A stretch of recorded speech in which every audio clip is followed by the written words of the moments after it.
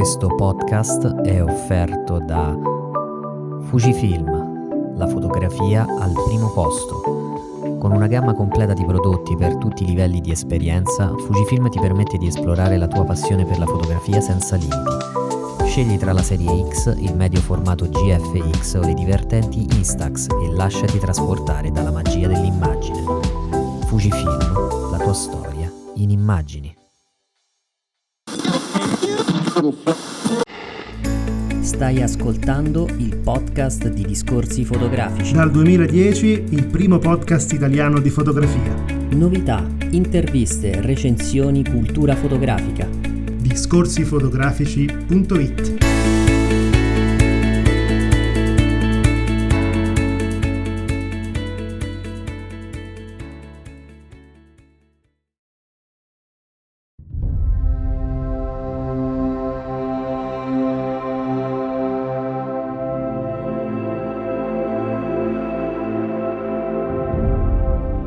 Rena Effendi is an Azerbaijani photographer and documentary filmmaker, known for her work exploring social and environmental themes, often focusing on marginalized communities and the challenges of modernization. Born in 1977 in Baku, Azerbaijan, Effendi began her photographic career in the early 2000s. Documenting her country's transition from the Soviet era to a new phase of economic development and political conflicts. Her work is distinguished by its ability to reveal the human side of complex situations, creating a deep connection between the subjects of her photographs and the audience, encouraging reflection on contemporary social and environmental issues. We met Rena Effendi during the Festival di Fotografia Etica in Lodi, and the following interview was kindly conducted by Giulia Marie Rossi from Fujifilm Italy.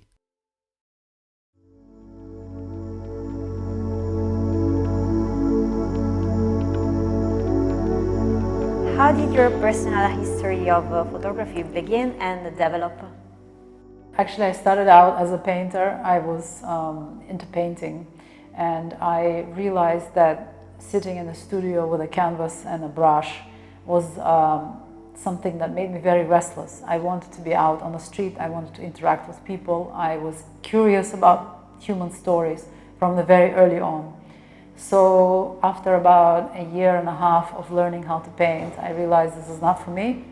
And somebody, I think, when I was maybe 21, 22 years old, and an ex-boyfriend gave me a camera and said, try it, and I picked it up in my hands. It was one of those old Nikon metal body cameras, and I clicked, and something about it, even the physical aspect of taking pictures became very appealing for me. So I thought, this is very interesting, I should try it. And then this was 2001, I think. I had a day job. I wasn't a photographer or an artist. I had a day job, office job. I was working for US Embassy in Baku. And in 2001, I had an invitation to the first McDonald's restaurant opening in Baku. And the second invitation was to the opening of the exhibition by Magnum Photos. And the exhibition was about life in Soviet Union. And I was looking at these two invitations and thinking, where should I go, McDonald's or Magnum? All my friends went to McDonald's. And I thought, this interesting thing about this Magnum, I will go and check it out. And I went, and I saw these photographs by Elliot Erwitt, Joseph Kaudelka, André Cartier-Bresson, Robert Capa, of my country, where I grew up, as seen through their eyes. And I thought, it was incredible. It was, very expressive. It was very artistic, and I thought that was the first time I thought that photography can be art, and it can be a form of art. And I became very curious about it, and that's how it started. Your early work highlighted the oil industry's impact on communities. What inspired you to undertake this project, and what were your initial impressions as you traced the pipeline through Azerbaijan, Georgia and Turkey? Well, I mean, Azerbaijan, the country where I'm from, where I was born and where I grew up, is the history of my country is really intertwined with the history of oil.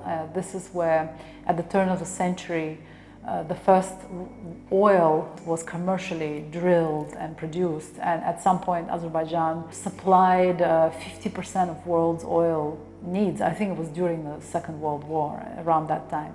So yeah, I mean, we grew up, it's almost part of our identity. You know, even they say Azerbaijan, the name translates from Persian as land of fire. It's where the gas comes from the earth and where it gets lit on fire. So oil has been part of our history, and I grew up seeing it, smelling it every day. When you land in the airport, from the airport, you land in Baku, you drive on the road and you smell the petrol, you know, and when it might not be very appealing to you, you know, but that's what, you know, part of growing up there was. On the beach, you go into the sea, you come out, you have petrol between your toes because it's in the soil, you know, so it's really part of landscape, part of history, and almost part of culture too. There are still like places where you can go and take medicinal baths in oil, in petroleum, that supposedly cures diseases like arthritis and other things. So yeah, I grew up with it. And I was photographing various aspects of the way oil and oil industry affects life in my country. And then they announced this pipeline project and they launched it. And I thought it would be an amazing journey across 3 countries, connecting 2 seas, Caspian to the Mediterranean. And I think Italy is the biggest buyer of this oil, if I'm not mistaken, like the biggest client. The most important. Yeah. So I thought that would be a fascinating journey to see how regular people live along the way of this huge pipeline. You know, at some point when oil was expensive, it was about $100 per barrel. They produced 1 million barrels a day of oil that went through this pipeline. So you have $100 million worth of oil being pumped in this pipeline. And then you see people living above ground in poverty, and there's human rights violation, there's economic disparity, and I thought these were very interesting stories. In 2013, your second book, Liquid Land, explored the environmental fragility of Baku. You choose to intertwine your photographs with butterflies images collected by your father. How did the idea of combining your father's work as a Soviet entomologist with your artistic vision come about? For a while, so when you heard me talk about my father a lot today, so I was telling you about how after he died, I went on this kind of investigation about what kind of person he was, what kind of man he was. So I went to his place of work, where he worked for 40 years of his life. It's called Institute of Zoology. And he had a collection room in that place where he collected, you know, close to 100,000 butterflies, 90,000 butterflies. And I met his colleague, old colleague, he's now dead, who was also his friend. And I started asking him about my father, and he gave me a manuscript of a book that my father was putting together and tried to publish. And part of this manuscript were 50 Kodachrome medium format slides of pictures of butterflies.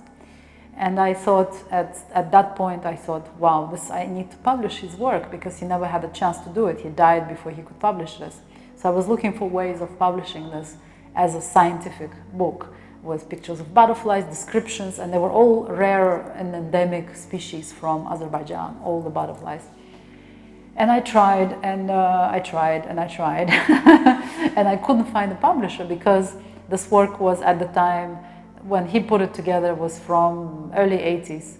This was already after 2000, like 2005, 2010, I can't remember. And people said, like, why should we now publish this work from 80s about a scientist and with these butterflies? And I thought, you know what, enough of this. I would love to see this work, see the light of day. And then I was talking to a friend of mine who is a photographer, Thomas Dvorak. And he was looking, and he's like, why don't you just publish these pictures with your pictures? And then I thought, interesting, okay. So I started looking through my body of work and seeing what could really match. And then I realized that the theme of fragility, the fragility of butterflies and the fragility of the landscape was something that really resonated together. And I literally put these butterflies next to these images of environmental decay, and they almost married one another, you know, in terms of color, aesthetic. It was just a perfect match. They didn't match to any other body of work, but just that, Baku and the fragility of the landscape. So I decided to make the book. Baku, your hometown, plays a central role in this project. How has your relationship with the city and its natural surroundings evolved as you documented its decline? And how do you perceive the arrival of the F1 championship, given your environmental concerns about its energy consumption, noise, and air pollution? My God, it's a very Italian question. Look, I mean, we are so passionate. You're very, very Formula One. This, I mean, to be very honest with you, I think environmental problems of Baku happened well before Formula One arrived to Baku. And to be very, very honest, I don't think that Formula One is such a drastic environmental factor in what goes on. I think altogether the city has suffered already before and after, and you know, it's not really, for me, it's not really an issue of one event that happens once a year and then you forget about it. Obviously, it's a city that was not prepared for this growth, you know, and every city imagine Lodi finds oil. You have 40,000 people here, and then all of a sudden this place finds oil, and then you have major companies moving in. So they need housing, so you build instead of the beautiful mansions that you have here, you start building 50-floor skyscrapers. That's what happened to Baku. Baku wasn't prepared for the growth that it has. Baku was never meant to be a city of 3 million people. You know, Baku was actually built by Italian architects during the kind of after Second World War. You know, they came. You know, there are some buildings that are Venetian Gothic buildings, or some are Art Nouveau buildings. You know, very European kind of architecture. And then there's an old city which is from 15th century, and then you had Soviet buildings, and now you have these crazy projects of high rises. You know, which the city infrastructure never supported. The grid doesn't support that. The roads, the things like, I don't know, sewage and gas and water and electricity. You have to wipe out electricity of an entire village to feed the urban lines, you know? So that's what happened. So in, what was it, when I started as a photographer in 2001, 2002, I found this one neighborhood. I didn't find it, I was living close to this neighborhood. And I spent 4 years photographing changes because they were wiping out old buildings, you know, and then building these high rises, and they were pushing people out to the edges of the city. Okay. And that to me is the catastrophic changes that happen. So, because you lose history and heritage, and then the city grows beyond its capacity. And that's when we see it everywhere. I mean, we see it in many cities. When you have urban-based economy and not rural-based economy, then the city explodes, and all the work is in Baku. Half of the country lives in Baku. So it's not, I have to say, I'm sorry to say that it's not Formula One that, that really impacts it's really more this kind complex. of change. It's, a lot more complex. You have received significant international recognition, including the Alexia 2018 Professional Grant and the WordPress Photo. How have these awards shaped your career and your approach to photography? And do you believe photography can genuinely raise awareness about environmental issues and inspire action?